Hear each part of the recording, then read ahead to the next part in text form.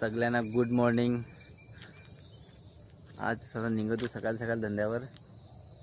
Direct Boisar नावपूर नाका पहिला CNG टाकू, सीएनजी टाकून नंतर बोईसरला नावपूर नाक्यावर मग तिकडचा काय आहे तुम्हाला सगळं दाखवतो। आणि आपली गाडी आता लगेच निघायचं आहे। सकाळचा मौसम आमच्या तिकडचा कसा आहे। आज व्हिडिओ बनवायचा मुद्दा असा आहे का ते माझ्या मित्र आहेत ना रिक्षावाला, ते मला बरेच जण सांगत होतं का मला पण व्हिडिओत घे, तर त्यांना पण आज अजून व्हिडिओत घेतो ना। त्यांच्या कमेंट ना बरं काय सांगता काय नाही।